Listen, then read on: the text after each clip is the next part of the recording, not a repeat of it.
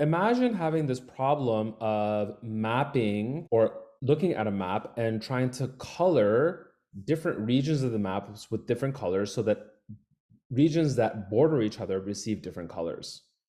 So here's a perfect example of a map of the United States. And we have all the states colored in one of four colors. It seems here we have orange, yellow, green, and blue. And you can check that no two bordering states actually receive the same color here. So this problem is the map coloring problem. It's an old problem in mathematics. And it asks sort of how many colors can you get away with doing this? Now, this seems like sort of like a fun thing to do, but actually there are applications in thinking about problems of this type. So here's an example. Before getting to the example, we can sort of get a sense of how to abstract this idea to graphs. So imagine we looked particularly at the following states, Nebraska and all its neighbors. You can see here, I've extracted the colors that are in this picture. For example, Nebraska is colored blue with a blue dot here. And then we have dots for every single one of these states. In other words, vertices. And then two states are adjacent if they have a border. And so the idea behind how we're representing this coloring problem in a graph sense is that we have a vertex for every single one of these states and then an edge between two bordering states. And we're demanding then that any two neighboring states, or in our graph model, every pair of adjacent vertices is receiving a different color. Okay, we can see another example of how this actually might be helpful in actual applications. So imagine you were forced to deal with the following task. You're responsible for scheduling the time slots for courses in a particular school. So here are the different courses that are offered by this institution. We have astronomy, chemistry, Greek, etc. And there's an X here for every single pair of classes that have a student taking both. So for example, we see an X in the first row for astronomy and chemistry. So some student is taking both astronomy and chemistry. And so the goal here is to make an assignment of rooms and times to our particular courses so that all students can take courses. So we wouldn't want, for example, astronomy and chemistry to happen at the same time because the student who's enrolled for both wouldn't be able to take both of them. Okay, so how can we model this in terms of a graph coloring problem similar to what we saw above? We can create a vertex for every single one of the courses. And then we'll create an edge between two courses if there's a student enrolled in both. So for example, you notice that astronomy has this vertex labeled A associated to it. Chemistry has the vertex C, and there's an edge between the vertices A and C. So then your goal is to associate all of the time slots to different colors. If you then color your graph in a way so that two adjacent vertices never receive the same color, then you can think about the color assignments as actual assignments of class times. For example, if we colored astronomy red and we'd have subsequently color chemistry a different color, we could color it, say, blue. But then we could color Spanish red because Spanish and astronomy are not adjacent in the graph. And you can imagine wanting to do this as efficient as possible, right? So for example, we could use a different color for every single one of these vertices. Then we'd have 9 different time slots for courses. But you can imagine it would be efficient to maybe have multiple courses at the same time slot. So you would maybe want to do something like minimize the number of colors that you use in total. So this is a good model to have in your background, in the back of our minds at least, for understanding where applications of graph coloring come from. So now with this particular scheduling model in mind, we can frame what a graph coloring is and the idea behind trying to do it as efficiently as possible. Okay. So a graph coloring, in particular a k coloring for a positive integer k of a graph, is a function from the vertex set to the set 1 through k, with the condition that if u and v are adjacent vertices, then f of u and f of v are not the same. Okay, this is a little bit different than actual coloring. I mean, the numbers 1 through k, they don't feel like colors. But the idea here is that you're associating to every vertex a color. The function f is doing that assignment. The reason that we're representing our numbers, our colors as numbers between 1 and k is because you might just have a lot of colors that you're dealing with. If we had a few colors like red, blue, green, etc., it would be okay. But at some point, we'd get to like chartreuse and burnt sienna and get tired, especially when k was very large. So it's more reasonable mathematically to represent our colors as numbers. Okay, so this condition is saying that you assign every vertex through this function f a color, which is a number between 1 and k. And the condition is that any two adjacent vertices have to receive different colors. So here's an example of a graph. It's a graph with vertex set v1 through v5. And let's actually write down an example of one of these colorings. So here's a perfect example of a coloring. We color every single vertex differently. This is a 5 coloring. We've used 5 colors. We can associate every one of these colors to a number between the set 1 through 5 to make this much more concrete. So using the definition explicitly, we have a function from the vertex set to the set 1 through 5, where we associate every single one of these numbers with a color.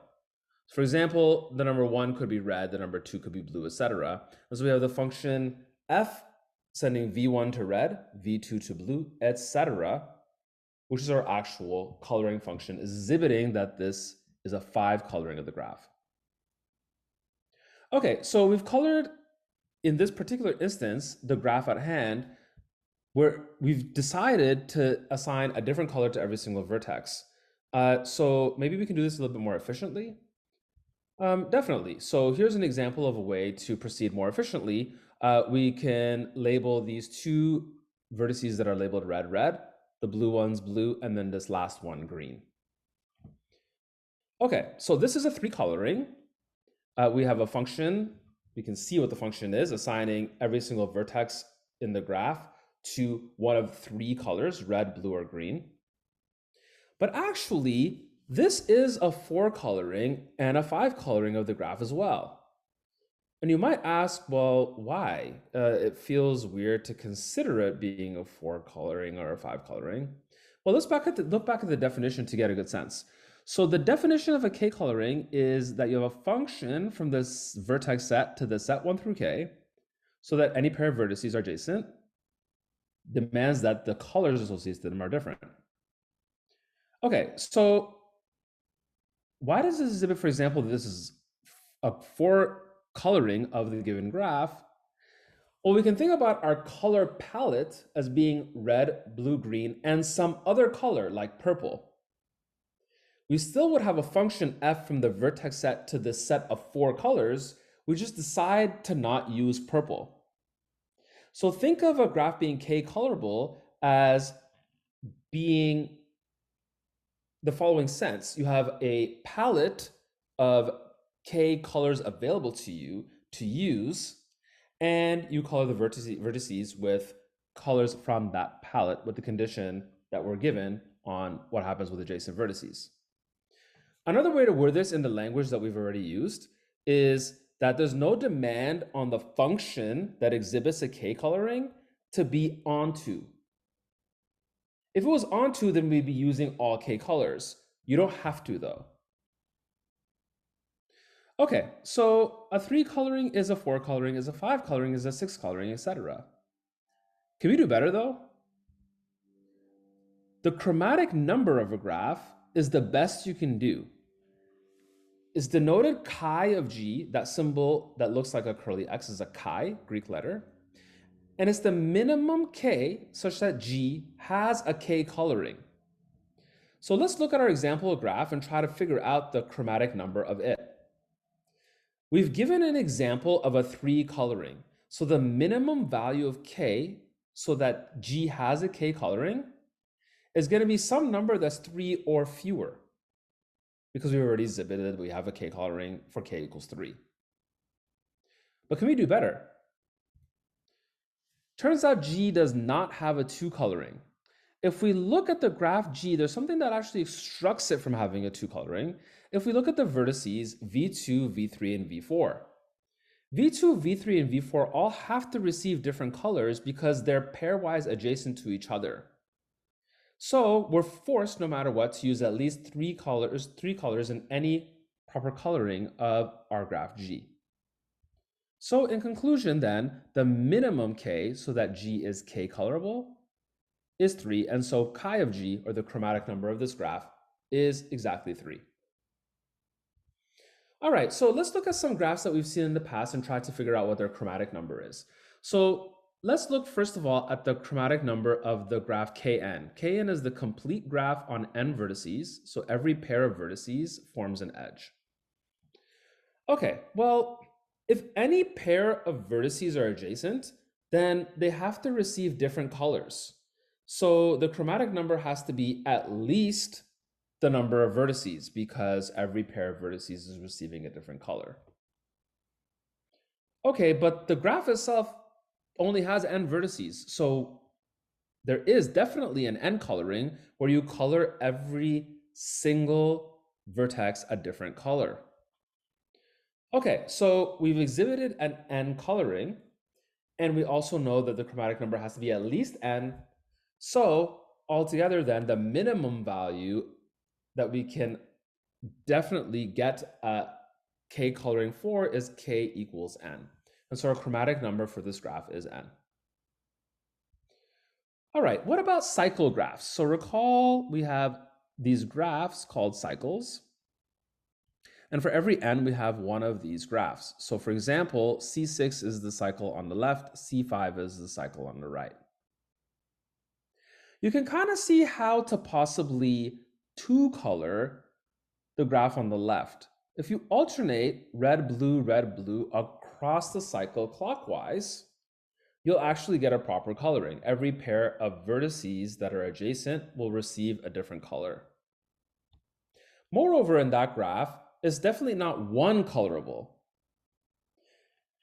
If you used one color for every vertex, you'd have a lot of vertices that are adjacent and receiving the same color. So it seems like the graph on the left will have a chromatic number of 2. Now we're going to give some ideas for how to think about the chromatic number of each of these, but we're not going to give proofs necessarily. But it'll give us an idea of how to think about this chromatic number idea. So we've talked about the even cycle, C6. What happens with C5? Things get a little bit complicated there. So like we mentioned, chi of G for any of these graphs is going to be at least 2. You have to use at least 2 colors in order to color either of these graphs. Okay, and in the even case, we can alternate between 2 colors around the cycle. But you get stuck in the odd case. So imagine you looked at the cycle on 5 vertices that's listed or drawn above. You start with one vertex, color it a certain color. The vertex clockwise from it must be colored a different color. You can use the same original color for the next vertex, and then that second color for the next vertex. And then the last vertex, you're kind of stuck. You'd be adjacent to a vertex that's the first color and the second color. So having this odd number of vertices gets you in a situation where you're going to have to be forced to choose a third color. So when n is odd, you can't do this and need a third color. And I'll leave it to you to try to actually give a concrete proof of why this happens, that the chromatic number of an even cycle is 2, and that of an odd cycle is 3. Okay, so this gives you a feeling for what the chromatic number is doing. Let's look at more general situations to try to understand how this number behaves. So let's say you had a graph G, and H is a subgraph of G. How do the chromatic number of H and the chromatic number of G relate? So I've drawn 2 examples. We have a graph G here on the left and a graph H on the right that is a subgraph of G. We've just deleted two edges. You can delete vertices and stuff like that. That's totally fine. But we decided just to delete two particular edges from G. Okay, so now let's give a four-coloring of G. We've used the colors that are labeled in capital letters here, R, B, G, P, standing for red, blue, green, and purple. Can you think of a way to take this coloring and find potentially a coloring for H?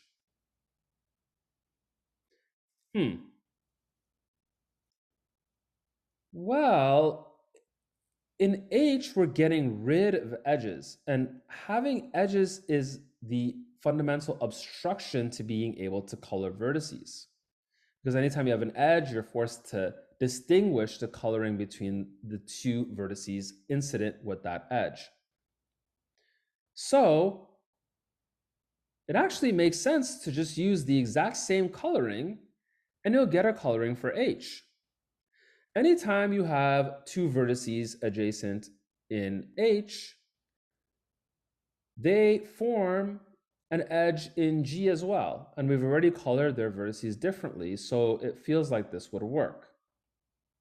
So anytime you can color G with a particular coloring, you can use that for H. And so that should give us this intuition that the chromatic number for H, the minimum number of colors you need to color H, should be fewer than the minimum number for G.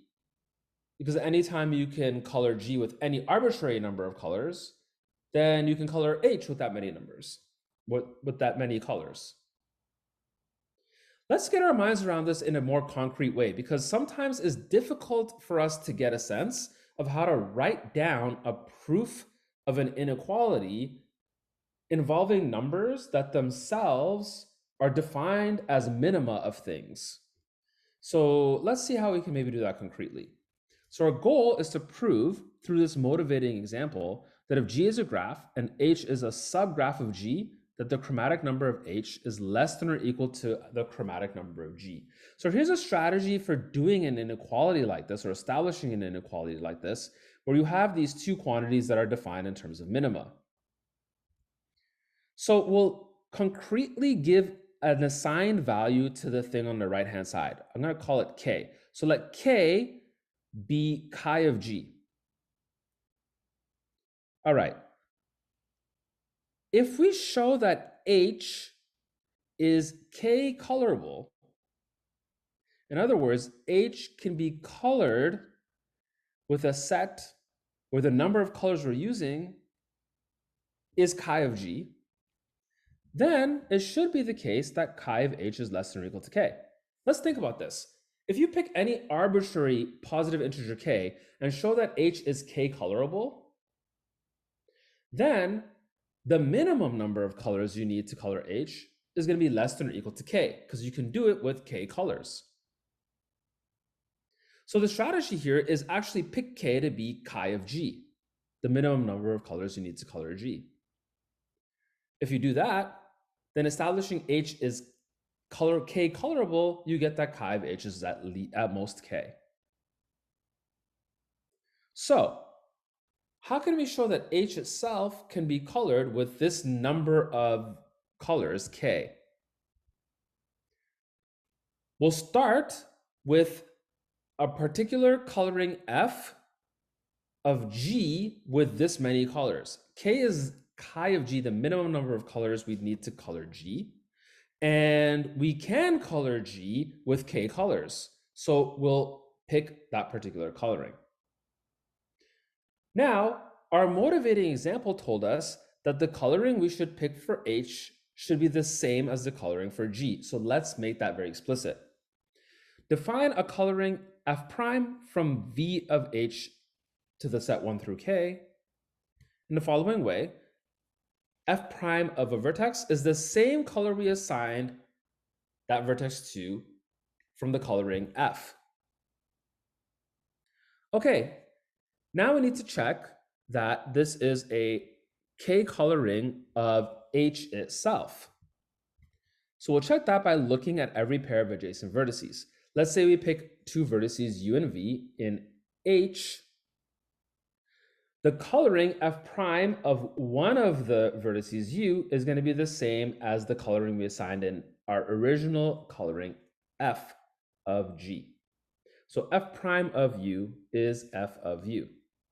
And similarly, f of v, the coloring we assigned to v in the k coloring of our bigger graph g, is the same color we used for v in our coloring of h. And the coloring, the color associated to u and v, respectively, in the graph G were different because we had a k coloring and u and v are adjacent. So is the case that our coloring in H is going to be different as well for these two particular vertices. Since we chose u and v to be arbitrary vertices, we get that this coloring f prime actually is a k coloring of H. So this is a way to transition from the intuition into something that's actually very concrete. We won't necessarily be using this functional notation all the time to establish that graphs are k colorable for various k, but at least I want to give you a sense of how to establish inequalities like this with values themselves that are defined in terms of minima. Sometimes it's difficult to get a grasp of that. Okay, so let's continue our exploration with sort of our last theorem for today, or at least in this particular lecture 14a, which is an upper bound on the chromatic number if we have a bound on the degrees of vertices. So the theorem is if G is a graph with all vertices of degree at most d, here that means that every vertex has degree less than or equal to d, then the chromatic number of G is less than or equal to d plus 1. Okay, so let's get an intuitive sense of what might be going on before we actually give a proof. So the graph G has all of its vertices having degrees bounded by a certain number. So it feels like the graphs themselves, even if they have arbitrarily many vertices, can't blow up too fast. So it feels like it would make sense that the chromatic number is stunted. But let's investigate much more deeply from a pictorial sense to get a sense of how you'd actually establish something like this provably. Right, so if we show that G in a scenario that all vertices have degree at most d always has a d plus 1 coloring, then the minimum number of colors you need to color this graph G is bounded above by d plus 1, because you can d plus 1 color it. So that's what we're going to do. We're going to show that any graph with all its vertices degree less than or equal to d must have a d plus 1 coloring. But the question is, how do you actually prove something like that? What do you do? Well, we're going to actually induct on the size of the vertex set, and we're going to look at pictures to get a sense of why induction might be a good method. So here's a generic picture of what we're going to do. So imagine you have one of these graphs G with this degree bound condition. We're going to select an arbitrary vertex V, and then look at this graph downstairs, which is G prime. It's the graph obtained from G by deleting the vertex V. So if we're in the middle of an inductive process, then our idea is to inductively assume that G prime, the graph downstairs, is d plus 1 colorable. So G prime can be colored with d plus 1 colors by induction. Okay, it makes sense that the induction can even be used generically here. If we took the vertex V and deleted it from the graph capital G, the condition that all vertices have degree at most d on G is inherited by G prime, because G prime is a subgraph of this G. So G prime itself will have all its vertices having degree less than or equal to d as well. It satisfies the assumption of the theorem. And so inductively, you'll get the conclusion of the theorem that you can d plus 1 color G prime. Okay, so now the question is, how do you color all of G? Well, it makes sense to color all the vertices in G prime with the colors you just used that you got inductively to color G prime with D+1 colors. Because the graph G comprises of everything in G prime together with this vertex V and edges going from V to G prime. So now the question is, when you inherit all of the colors from this coloring of G prime, what do you do for the coloring to color the vertex V? Well, the degree of this vertex V is at most D. So if we look at the vertices adjacent to V, there are at most D different colors here. But we're trying to show that the graph G can be D+1 colored. So we have at least one color that we're free to use in our D+1 color palette to use for this vertex V. And that's what you should use to now color the entire graph G. Okay, so that's pictorially what's going on and the basis for our induction. Let's turn all of these pictures into concrete sentences to write a proof. That's usually one of the things that's difficult to do in graph theory is you have this intuition and these ideas. How do you bridge them to actual proofs? Okay, so we're going to start by looking at the base case here. So to get a sense of the base case, we should actually jump back and see what we're doing. At each step in the inductive process, we're removing exactly one vertex. So our descending process goes from a graph on a certain number of vertices to one fewer. So our base case is going to be when our graph has exactly one vertex. That's where we can't induct anymore. So our base case is going to be the case where the size of the vertex set is 1. Okay, and we're trying to prove if G is a graph like this, then we'll have our condition met that our chromatic number is at most D+1. Okay, so this is a very, very basic case. In this case, G has no edges, so it satisfies the assumptions of the theorem that we have. And it satisfies the conclusion as well, because the chromatic number of G is forced to be 1. There's no edges whatsoever. So you can use one color to color all the vertices of G, the one vertex that only exists. And you get the conclusion for free then that the chromatic number is at most D+1, because the chromatic number is actually just 1.